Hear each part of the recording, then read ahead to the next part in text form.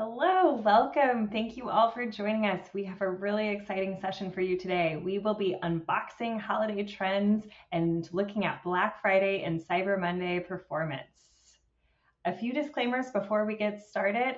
On your screen, you will see a sidebar to the right of the main stage. If at any time you need assistance during the live webinar, please message us in the help chat located on that sidebar. You can also ask questions via the Q&A tab. We highly encourage it. Time permitting at the end of the presentation, we will answer a few audience questions, so please get your questions in early. In the menu above your screen, you have two tabs. In the first tab, you can register for our next webinar from our customs team, Navigating T86, Section 321, and potential regulatory changes. So super important and timely webinar. That will take place Tuesday, December 10th. And in the second tab, there is a brief feedback survey for this webinar. So we love your feedback. Keep it coming. The next, I want to share with you a brief legal note. Please keep in mind that all information provided in the session is based on the situation at this current time. It may not be customized to your specific business requirements. We always recommend reaching out to a Flexport expert to discuss your particular situation, and we will also provide our information at the end of this so you can reach out directly to us. With that being said, I would like to welcome up my colleague, Darby Meegan, and introduce ourselves. So welcome, Darby. My name is Courtney Heger. I am the head of marketing and partnerships here at Flexport. And Darby, why don't you introduce yourself? Darby Meegan. I lead our sales team here on the Omnichannel side of Flexport. I've been in the e-commerce industry for near a decade, so coming at you live from Spokane, Washington. Good to see you, Courtney. Good to see you. Did you start when you were 12? Just kidding. I'm joking. You flatter me. Awesome. Well, we have a jam-packed agenda, so we're going to hop right in and start.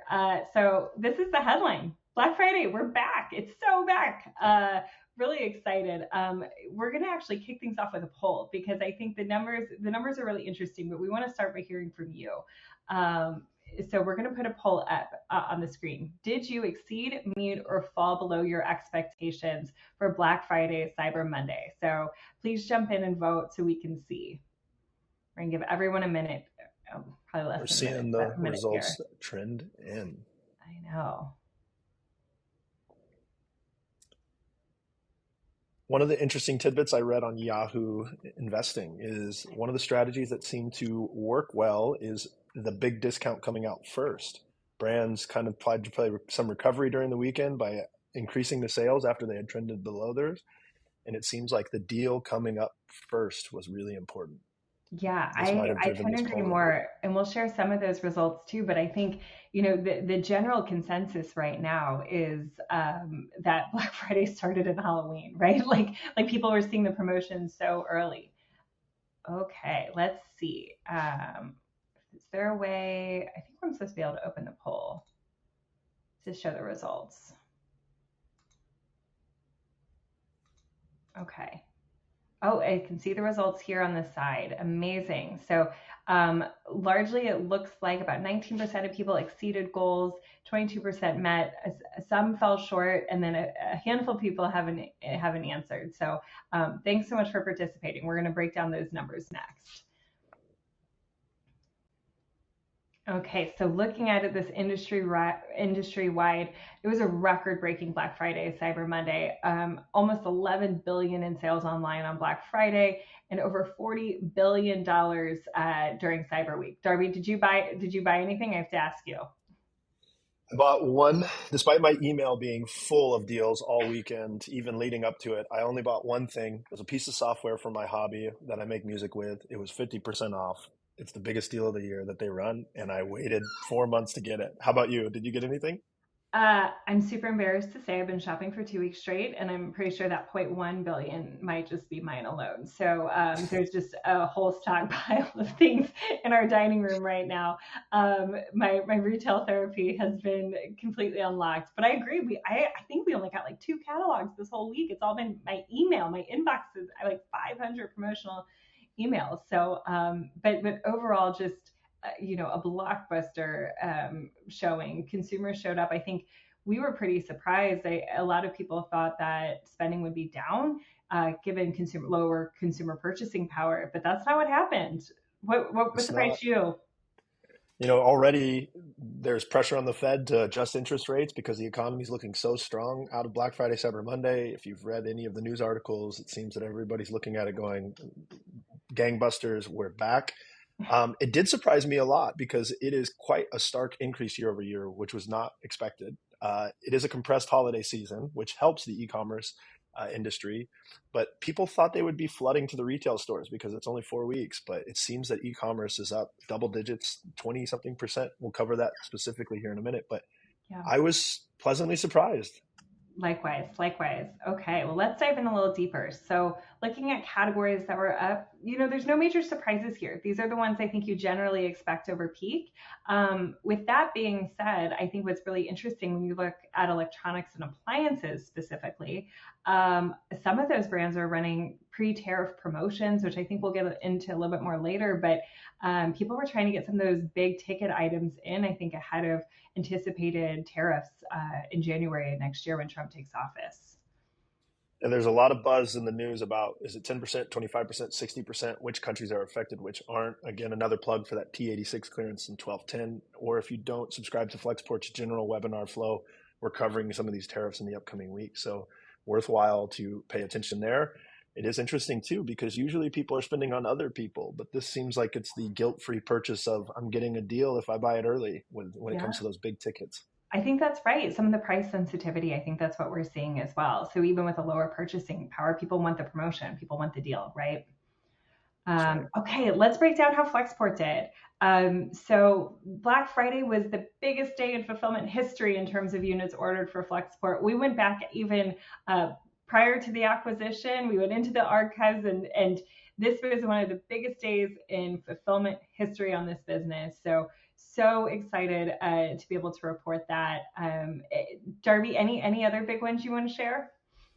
Oh, double-digit increases year over year. I think the other thing that's hiding here is that we also saw average cart values significantly increase over the 17% number. I don't have the exact stat, but we're seeing people who are filling those carts with specific merchants, not only spreading it across multiple merchants, but maybe they're buying a pair of shoes in two sizes. Maybe they're buying a gift for a kiddo as they're getting it for themselves. But we saw cart values increase higher than the 17%, which was really significant to see because it's sort of both ends, more concentrated spending as well as wider spending.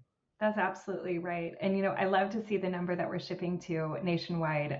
Over 500,000 households are going to receive a package that's being fulfilled by Flexport, which is really exciting. I don't know about you, but my mom often asks me what I do, and I'll just let her know that probably she'll get a package from us. I love it. Yeah, and it seems that the halo effect is still trending right now. We're seeing sales relatively high. Orders are still flowing in at pretty elevated rates, above my expectations at least. So it's awesome to see Thursday, December 5th, 3 days out, 4 days out from the weekend. It seems like it stretched earlier and it's also seeming to stretch later. So it's really exciting. Awesome. And then in terms of how we're doing operationally, it's still early to report, as Cody, our ops leader, often reminds me right now.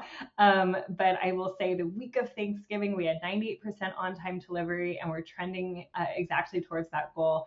Also, our customer support team has just been doing a stellar job supporting our customers, and with a 95% CSAT on customer service. So really impressive here. I want to keep us moving just to make sure we get to the trends. I think that's what everyone wants to see here. But I have to give a shout out to some of our top selling customers. These are just a handful. We saw brands going off the charts, but really exciting, especially with Box Bolin and Blenders being two newer customers to our network. But they're absolutely on fire this year. And then Kizik and Wise as well. Hats off to Wise, for example. They were the number one best-selling camera on Amazon. That's huge. So again, just a big thank you to all of our customers that partner with us during this and trust us to deliver to your customers. Let's hop into the trends. So a few of the four trends that we're really looking at right now. So strong consumer demand. I think we've talked a little bit about this already. Early promotions driving early performance, combining logistics with promotions to increase your sales and prevent out of stocks. This is a really big one. I think we want to spend a little bit of time there. And last, I think this is the one that everybody wants to hear about, is the e-com players that really delivered those record-breaking sales. Who were the winners, right? So spoiler, it was almost everyone. So we're going to dive in here. Not to spend too much time here, I think we've talked a little bit about the consumer demand just being back and shoppers showing up. Anything you want to add, Darby, that we haven't touched on already? No, I think we touched on this quite a bit. The answer is the deals are even still flowing now today for people who may have missed their expectations during Black Friday or who are trying to sweeten the pot. Maybe they're financing that inventory on the water in anticipation of Trump tariffs. But no, I think you've covered it pretty well. Okay, awesome. Then we'll keep moving through these trends. Oh, sorry, wrong way. Early promotions. So we sort of joked that promotion started, I really genuinely feel like it's as early as November 1st. We started seeing promotions come out or Black Friday starting. Amazon talked about the 12 days of deals. Walmart had their extended event as well. What's really interesting is that Flexport customers that launched early promotions, we actually saw a 12% lift that week leading up to Thanksgiving. And then obviously they weren't impacted on Black Friday, Cyber Monday either. So those early promotions really worked in trying to get ahead of that shortened holiday season. I think what will be interesting to watch is whether or not in December we start to see the sales decline or diminish a little bit or soften. Hard to say, right? We don't have that magic ball, but that's definitely what I think we're going to keep our eye on to see like how the holiday season performs as a whole. Any thoughts on that one, Darby? No, to echo that, I saw a social media post that had quite a few likes on it this week that said, I guess it's Black Friday, Cyber Monday week now. Multiple retailers announced it's Black Friday week. Deals start now. Again, it's stretching further and further. It felt like 5, 7 years ago in the e-commerce world, we thought it's impossible to stretch the consumer forward to get the deals in, to loosen the restrictions on supply chain, make sure you can get out your orders. But the consumers are responding early and often, it seems, this year. So Yeah. you're exactly right. It's a huge win for logistics, though. I think anybody in supply chain that's had to work a peak or work a Black Friday, Cyber Monday, it's absolute insanity no matter what.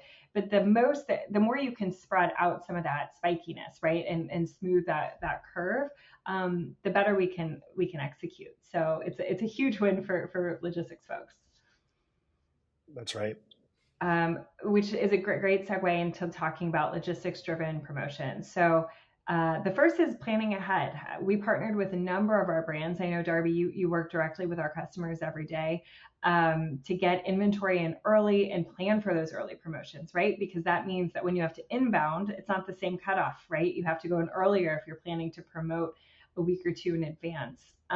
We also gave some recommendations across different brands depending on how what their SKU portfolio looked like. So, for example, if you had a large SKU portfolio like an apparel brand with lots of sizes and colors, we recommended doing a site-wide sale, and I think that really worked. We had one customer, a large apparel brand, and we actually were able to see pretty consistent demand across their SKUs, which I think is exactly what you want, right? So you're not risking out of stocks or on any one item or having excess inventory on another.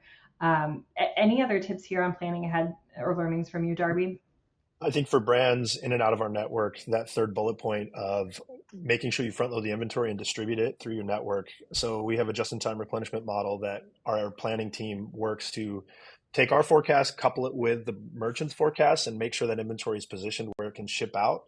If you're in a multi-node warehousing model, you know that that spreads out your ability to ship. East Coast orders may ship from the West Coast in order to protect that same day ship rate or next day ship rate during peak, as well as help with delivery times. So one of the big things exactly is that is making sure your logistics team is aware of when that inventory needs to be in, when the cutoff will occur as staffing starts to move to the outbound.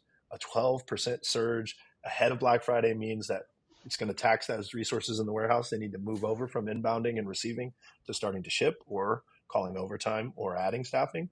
And so making sure you're partnered with that logistics provider you have, even if it's now through the end of the year or into next year, it's huge. And as you mentioned, for some of these apparel merchants, for some of these catalogs where they've seen the rise across all ships, it's been a good week, and cannot be understated. The second one I would say is it's not here, and I know we'll talk about it maybe in a second, is monitor that carrier performance. UPS, USPS, FedEx have all released. They feel like they're in a great position for peak to make sure they keep hitting customer demand and the delivery times needed. But call your logistics provider, ask about that estimated delivery date, ask about that last day before holiday, before Christmas, whatever it is that you're targeting, and make sure you're real time adjusting that delivery date and even perhaps your shipping service levels, 2 day, 3 day. You can stretch this 4-week period 1 or 2 days, and that can oftentimes mean pretty sizable results. If it's the 12th versus the 16th is your last shipping day, this might be the time to upgrade from an economy shipping to a standard ground, because this could drive real performance for the last 3 shipping days of the year. It's worth a phone call, an email, a message, a carrier pigeon, Santa's sleigh, whatever it is that you have that you can get in touch with your logistics provider to see what they're seeing from the carrier perspective would be huge. That's exactly right. I feel like this slide is really the call to action with also pulling your marketing team into your logistics calls. Almost everyone that we saw RSVP'd to this had a logistics related title. Pull in your marketer, let them know, because I don't know that they always think about, hey, I need to update the website with the drop dead order date, or I'm going to run or change this promotion. I shall let you all know. So really working hand in hand is great. And this is coming from a marketer. So the last thing to add there too is that on-site messaging, not only for the days to ship by Christmas, but showing the customer not only a big deal as the deals have gone out, the customer has spent. If you're like me and you haven't bought any Christmas gifts for this year, the delivery date and shipping expectations are going to become a major driver of how I ship for my nieces and nephews. I live far away from my family, and so I ship most of my gifts. And that is going to be the determinant of which product I choose. Is, can it get out? Can it get there? And even, is there going to be a little bit of buffer of safety? So check that on-site messaging. We see the most successful brands do it on a banner. They do it on the homepage, and then they start moving it to the PDPs and certainly in the cart. If your cart right now says 5 to 12 business days shipping, 5 to 12 days shipping, tighten that down so that consumers can have confidence. Confidence drives conversion, because there's marketplaces that offer fast shipping by default, and you don't want to lose those customers that your marketing team is paid to convert just because one of those 3-4 locations on your site are making them have second thoughts that sweet little Ruby is not going to get her gift. So that's just a big part of logistics is often viewed as a bottom line driver from a revenue and profitability standpoint. However, in this period for the next 12 days, it is going to drive top line conversions. So again, huge call to action here. Awesome. And with that, if you're looking at what kind of promotions, can really help, this is I know the best segue. So one, we saw a huge, and Darby talked about the units being up, not just orders, but the units per order being up. Part of that is we worked with our customers to recommend bundled promotions. Why this is excellent is because you're able to predict which items are going to be in the same box. And also you're able to increase basket size, provide a consumer-driven deal, and reduce splits, which means your costs go down. So working with your logistics provider on bundled promotions is an excellent strategy to get your cart sizes up, but also reduce costs at the same time. We also talk a lot about free shipping, free returns, extended return periods. This reduces the risk for customers, right? So if it's free shipping, free returns, they know they can send it back. If they know, for example, that little Ruby doesn't like her toy, we can send it back into January after she receives it. So these are really important too, to work with your logistics provider on. We do our best to negotiate these rates down so that way it can be affordable to do free shipping or fast shipping, especially towards these compressed weeks. Anything to add, Darby? If you're bundling, let your warehousing provider know, logistics partner, because they can co-locate inventory. They may be able to pre-kit. They may even be able to pre-pack some of those if you're expecting bundles to go out as single units. So it's an area for optimization from a throughput perspective and potentially a cost. So perfect. That's exactly right. Okay, let's talk about these e-com players. We're going to lead with Shopify. I mean, Harley was on LinkedIn. If you don't follow Harley, Shopify's president on LinkedIn, you absolutely should, because he provides really wonderful updates and spotlights a lot of their brands. But total sales by Shopify merchants globally. So if you're like, hey, that is that our previous number was US only, this is Shopify's global number, was 11.5 billion. Insane, up 25% growth. I mean, just completely amazing numbers. They hit it out of the ballpark. And actually, I think the stat I love most here, that 67% or 67,000 sellers had their highest shopping day ever, and 16,500 were entrepreneurs that made their first sale, which is amazing. I mean, Shopify truly is the platform, I think, for all these emerging businesses, but also these really big brands now. Um, Darby, what's your take? I know you've had some experience at Shopify yourself. No, it's exactly right. To see the sphere lit up with their real-time globe where every purchase was dancing across the biggest screen in the world was amazing. I think one of the things again here is that the consumer's resilient in the economy. They're buying from brands they love. They're buying directly, which is amazing. And so this messaging, these email lists, these text lists, the web apps, everything that Shopify has done, they're reaching brands. There's a stat it was at 80%, 67% of all consumers were on mobile devices. So a mobile friendly experience. If you open your e-commerce site and it feels a little clunky on your phone, get that over to your web admin, get that over to your site marketing lead, because consumers are shopping everywhere and they're shopping on Shopify. It's huge. Yeah. And I'd be remiss if I didn't flag that we are Shopify's official logistics partner, and we are very, very proud to shop with our friends, or to partner with our friends over at Shopify. Amazon. So Amazon had 12 days of deals. So we joke about Cyber Week. They were like Cyber Weeks. So 12 days of deals, which they said was their biggest Thanksgiving holiday shopping event yet. Very similar to smaller sellers, right? So these weren't 60% of their sales were from independent sellers, really through the Amazon marketplace. Some of the key brands were the big ones, but I think ultimately seeing that growth in volume from the smaller sellers is so promising. Those are a lot of the brands that we work with. So really excited to also support and help brands as they grow their business on Amazon. We're seeing the interesting two stats here is 60%. That's an increase year over year of independent third-party sellers, as you mentioned. The second one is the 14% lower prices, which is that shows that the speed of delivery of Amazon is still a major driver of their success. They're able to discount less than other platforms, it seems, and still meet customer demands. So it shows that speed of your logistics is powering sales here. Really exciting numbers. The third thing we're seeing too is this week, Sunday through Tuesday, we're seeing a huge surge in our fulfilled by merchant orders for Amazon. So it seems like those sales depleted the inventory that was on hand at FBA, maybe because of inventory restrictions, of timing, of capacity. And so one big other call to action is if you sell on Amazon, check with your Amazon team, because you may be able to route orders to your logistics provider to keep those sales rolling, or you've sold out of some of your core catalog or long tail. And so there's opportunities to continue selling on Amazon with fulfilled by merchant. Activate it today. It will keep that halo effect going. Your team has raised in the ranks. This is a huge call to action as well. Yep, that's a great call out. And that's something we tell customers, right? We're able to manage that single pool of inventory. So that way too, if you do more sales on Amazon than you anticipated and less somewhere else, or we're able to rebalance that inventory across all of the channels in which you sell. Walmart. Exactly right. Walmart. I feel like we're a broken record. It's not going to go away, guys. All of these guys are up. I don't think there's one here that we're sharing that's like, oh, it didn't do so hot. All these guys are up.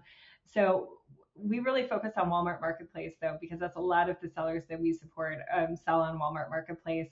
And Walmart's total US e-com business grew 22%. But Walmart Marketplace outpaced that, growing 45% year over year.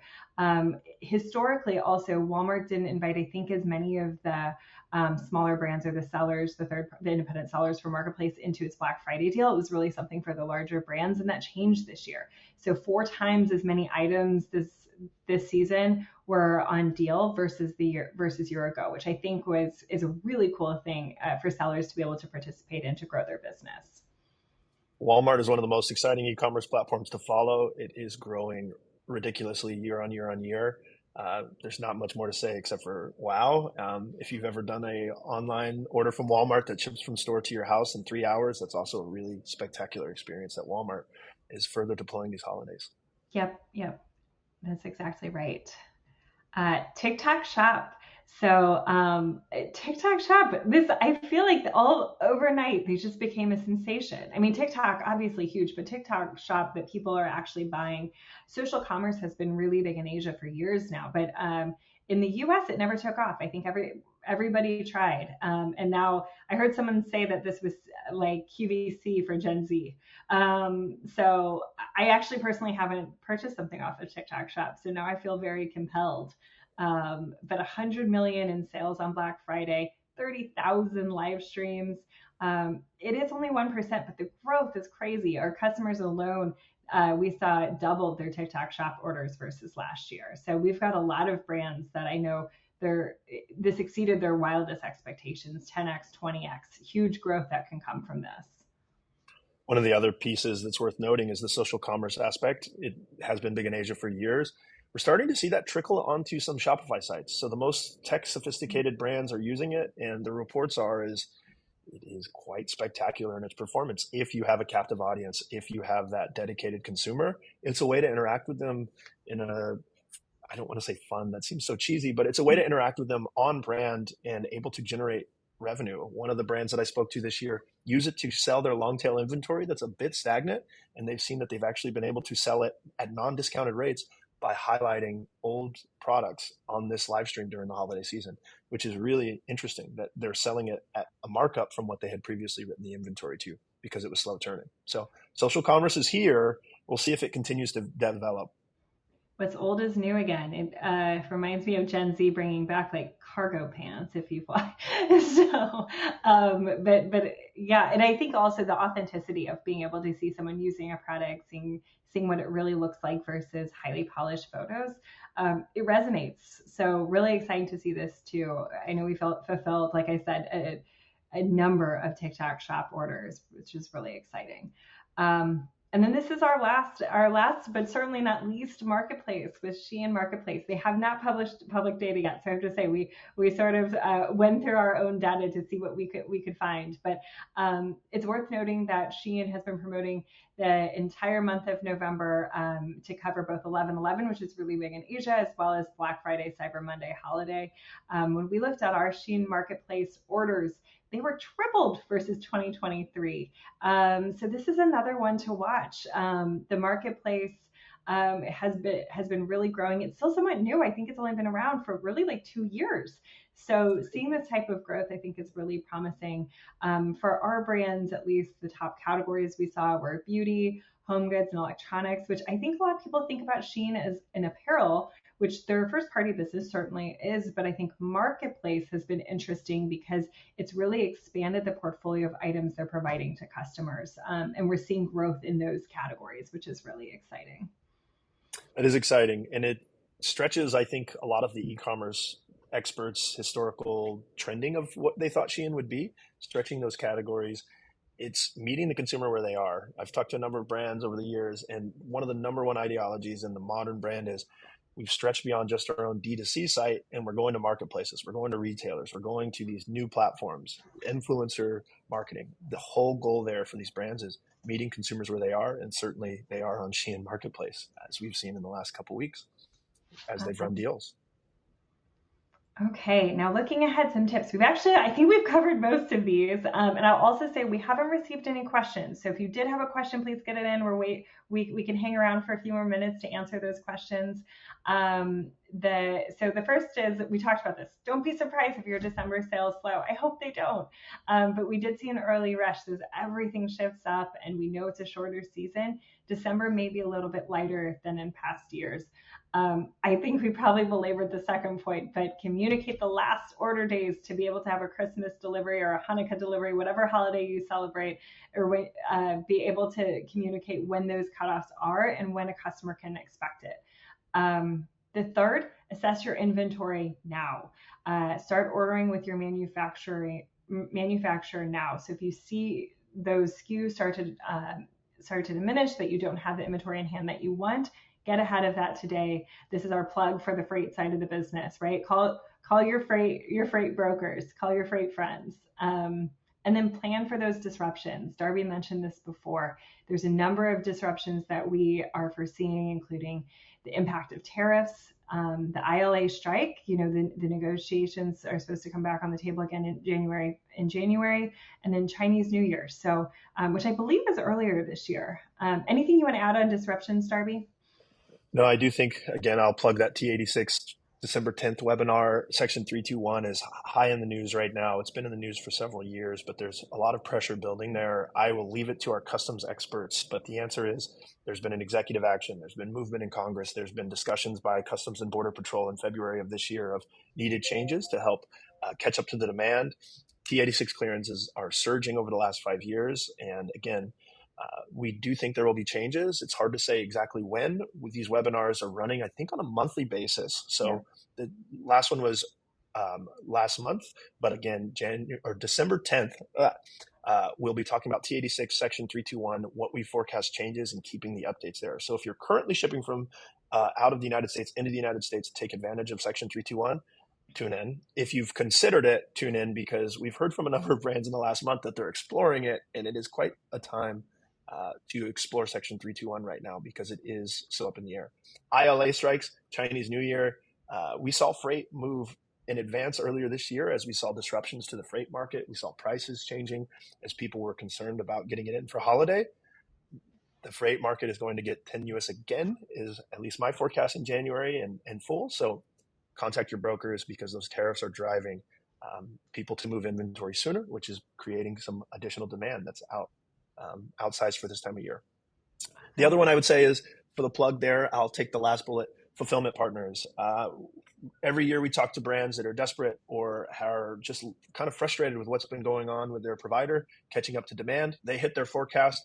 The 3PL, their logistics provider, was trying to control cost, and they have a backlog of orders. Two things to think about. One is, can your logistics provider service all of the places that your marketing and e-commerce and retail teams want to sell? It's worth considering whether you use listing tools, whether you use integrators, whether you use your ERP to hit those marketplaces.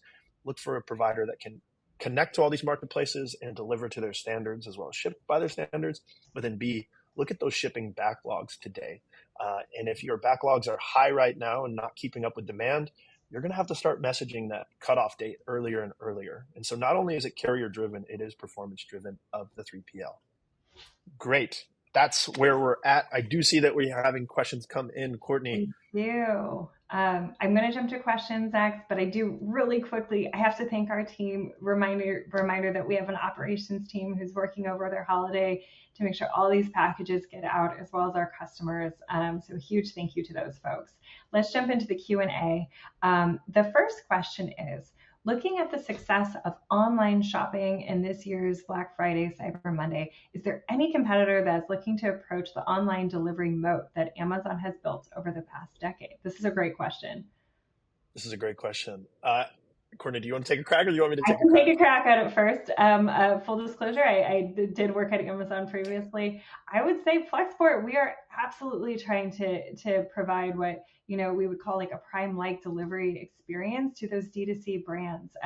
Our goal is to really provide best-in-class, fast, affordable shipping, no matter where you sell. So whether or not you sell on Amazon, Walmart, D2C through Shopify, Shein, TikTok, right? Our goal is to be able to provide that fast 1, 2, 3 day shipping at affordable rates that can compete. So that's essentially the goal, is democratizing that fast delivery speed, that shipping for everybody, no matter what size of customer you are. That's actually what inspired me to come here, because we know that drives growth, as Darby said before, up to 25% conversion when you show fast delivery speeds at the point of checkout.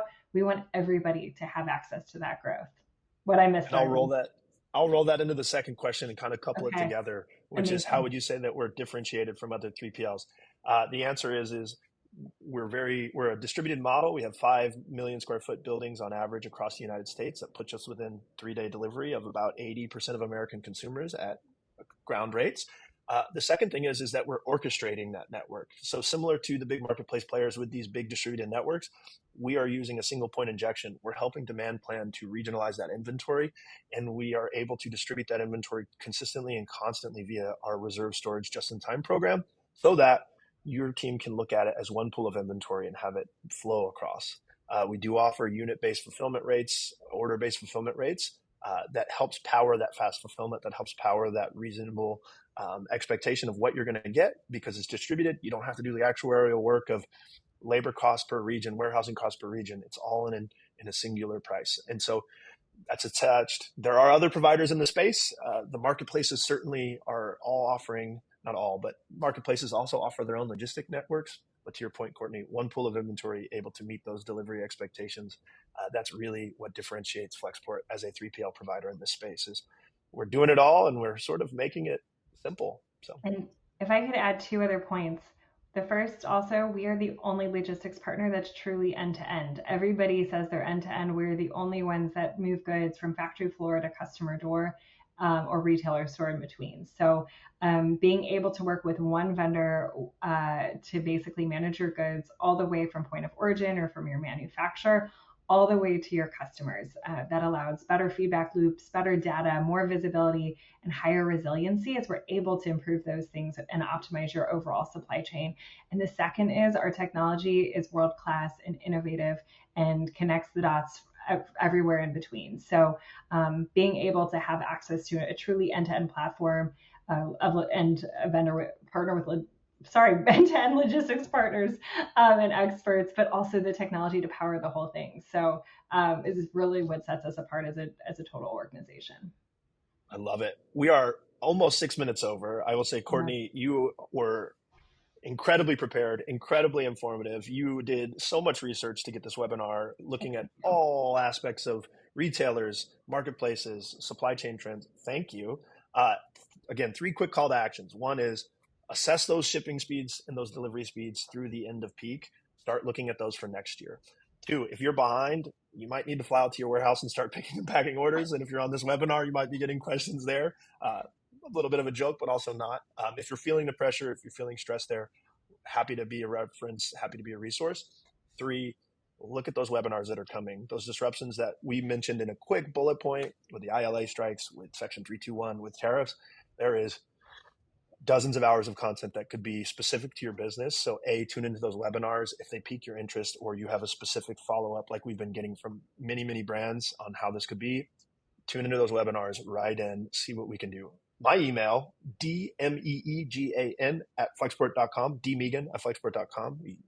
I give that out on each of these webinars. I get really great questions and sometimes a little bit of spam, I think, from it. But, Courtney, anything to add to end I'm this happy out? to provide mine as well, although I don't know if they care to talk to me as much, but mine is Heger, Heger at flexport.com.